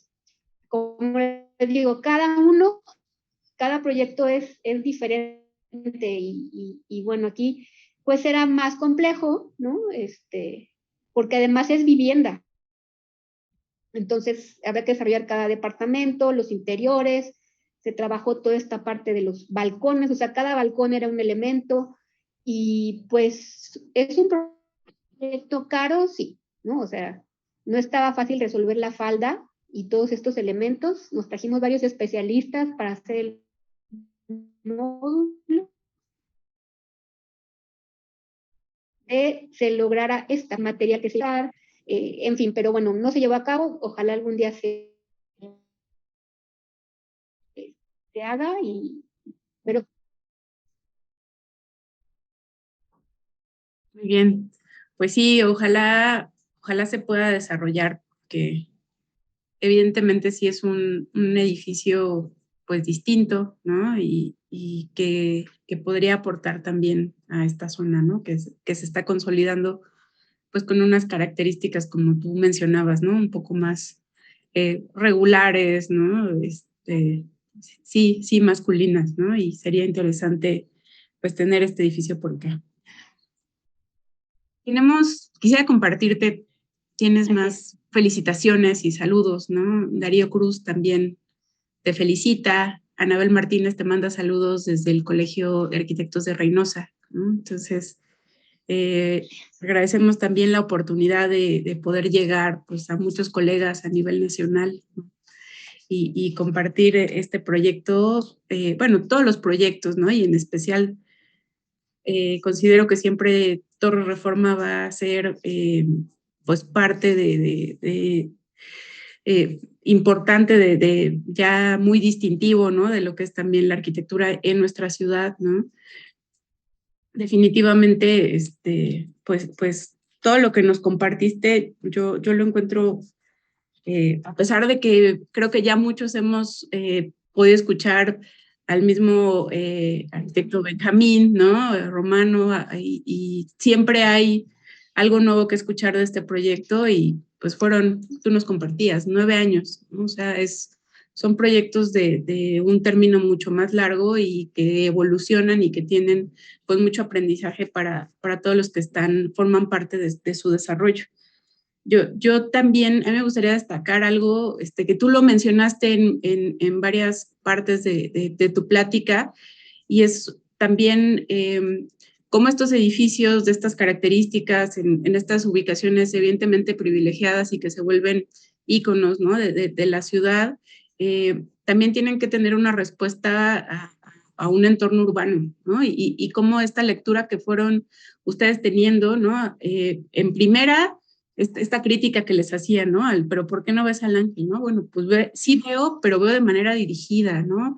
En los espacios, ¿no? A veces, a lo mejor la escala de estos edificios tan grandes, no pensaste en el espacio de la oficina, pero pues tú no lo mostraste muy bien, ¿no? Cómo hay desde una ventana para estar sentado en el escritorio como para estar parado y con una vista enmarcada, ¿no? O sea, creo que eso, yo, bueno, personalmente creo que es algo que destacarse, ¿no? Porque se pensó en el espacio, ¿no? En el espacio que se ocupa día a día, ¿no? En el trabajo y en estas visuales. Y de igual forma, pues cómo va cambiando, ¿no? La escala desde que tienes como peatón, esta relación con la casa catalogada, ¿no? El lobby, luego, pues la parte de las copas de los árboles, ¿no? Cómo tiene un contexto muy distinto y cómo les dio este espacio muy interesante que hicieron en el gimnasio con la alberca. Y finalmente, pues cómo va evolucionando con el resto de niveles y va teniendo distintas características, ¿no? Pero nunca se dejó de un lado el detalle, el pensar en el usuario, ¿no? Y esto también, bueno, personalmente a mí, pues el uso del concreto me parece pues muy adecuado, ¿no? En estos edificios que normalmente pues son todos acristalados, ¿no? Entonces, ¿cómo nos compartías que tal vez se percibía como oscuro, pero realmente no, porque toda la orientación sur es cristal, ¿no? Y con las fotos de los interiores, pues pudimos ver eso, ¿no? Entonces, no sé si quisieras también compartirnos un poco más de esto, ¿no? De la visión de cómo integrar en un corredor urbano y con todas estas características este edificio, ¿no? Tan importante.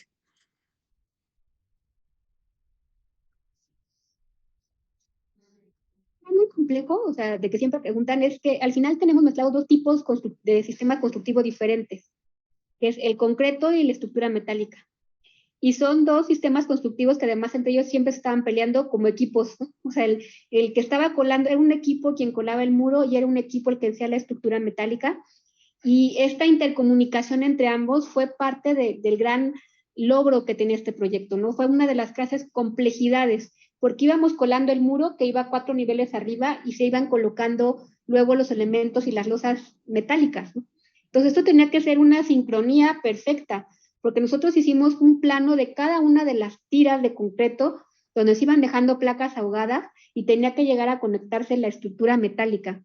Entonces sí fue muy complejo. Yo siempre les digo, cuando llegaba a la obra y veía que todo embonaba, me daba una satisfacción enorme por todo el trabajo del equipo, porque debo resaltar que esto es un equipo, ¿no? No es el trabajo de una persona. Había muchas personas atrás, muchas personas que participaron en este proyecto a todos niveles, ¿no? Y yo siempre reconozco a todos los que estuvieron ahí, los ingenieros, ¿no? Los constructores, los proveedores, o sea, fue un proyecto en el que todo el mundo fue muy entusiasta. Y bueno, al día de hoy, pues la gente cuando me ve me hace comentarios de la torre, buenos y malos, y yo siempre les digo que yo no voy a poder ser objetiva, ¿no? Porque es un proyecto al que yo le dediqué mi vida, yo lo amo, y le dediqué mucha pasión. Es algo que una vez el arquitecto Francisco Serrano me dijo y lo tengo aquí grabado, porque me dijo, niña, este proyecto tiene tu corazón, ¿no? Y eso nadie nunca te lo va a quitar. Y pues fue ese amor al detalle, ¿no? O sea, siempre pues se expone al arquitecto y tal, pero atrás sabemos mucha gente que le dedicamos, que lo hicimos con mucho amor, que tuvimos un gran líder, que fue Benjamín, pero pues, ¿no? Le dedicábamos a estar ahí metidos y resolver cada detalle. Fue muy polémico cuando se estaba construyendo el gran muro de concreto. O sea, nos tachaban de locos, de qué están haciendo ahí. Yo veía mucho en las redes sociales, ¿qué es eso? ¿No? Pero es parte del precio por innovar, por hacer cosas diferentes, porque creemos que no se tiene que hacer lo tradicional y los edificios de cristal por todo el mundo, pues son así en todo el mundo, pero con esta pesadez, con esta solidez que tiene todo Reforma, pues no hay mucho. Vamos, y ahí está el resultado, que afortunadamente es éxitos. Totalmente. Pues quisiera compartir un poco más de algunos comentarios. Bueno, hay muchas reacciones en redes sociales, pues todas ellas muy positivas, ¿no? Sa Jubera también nos menciona, increíble ponencia, te felicita, mucho éxito en tus futuros proyectos y que esperamos volver a coincidir, te manda saludos. Y pues sí, también nosotros esperamos poder coincidir, ¿no? Más adelante, que nos puedas presentar nuevos proyectos. Vamos a abrir un espacio para que nos puedan compartir sus fotos de obra, sí, ¿no? En su despacho, también proyecto, para que puedas alimentar esta presentación que ya es pues en sí muy rica, pero que lo continuemos enriqueciendo. Y pues no me queda más que agradecerte a nombre del Colegio de Arquitectos de la Ciudad de México y la Sociedad de Arquitectos Mexicanos por tu tiempo, por la pasión, ¿no? Efectivamente, considero que esa es la esencia, ¿no? Que describe tu trabajo, ¿no? La vemos efectivamente materializada en todos estos proyectos y pues nuevamente no me queda más que felicitarte y agradecerte, arquitecto. No, gracias a ustedes, la verdad, por permitirme este foro, por exponer mi trabajo, por hablar de mis experiencias, ¿no? Resaltar que, pues, como decía, no todo es tener tu despacho, sino todo el trabajo que hay atrás para desarrollar estos proyectos. Yo solo quiero mencionar que, pues, yo tuve mucho miedo después de toda la Reforma que iba a ser de mi vida, ¿no? Sentía que mi vida y mi carrera se habían terminado. Pero no es así, o sea, todos los proyectos tienen la misma emoción, todos los proyectos tienen diferentes retos. Quizás no todos son tan expuestos como estos, pero yo lo único que digo es a todos los demás, pues que nos den a la oportunidad, sigan dando oportunidad a las mujeres de poder dirigir estos proyectos. Debo decir que no ha sido fácil para mí que me den a dirigir otro proyecto, ¿no? O sea, a pesar de todo eso, ¿no? Sigue habiendo un poco ese límite de que si hay algo, pues yo veo que lo ganan y me siguen diciendo otra vez esos comentarios de, pero eres mujer, ¿no? Entonces, tratar de eliminar eso, tratar de abrir las posibilidades a que podamos ascender todas las mujeres a mayores posiciones si tenemos la capacidad, ¿no? O sea, si tenemos las mismas capacidades y todas las cosas técnicas, pues esa oportunidad siga, ¿no? Y les agradezco.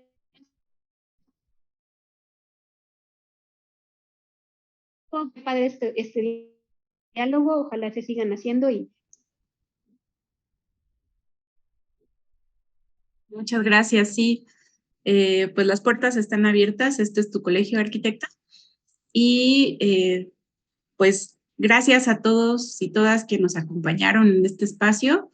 Nos vemos el próximo miércoles con un nuevo arquidiálogo. Que tengan una excelente noche.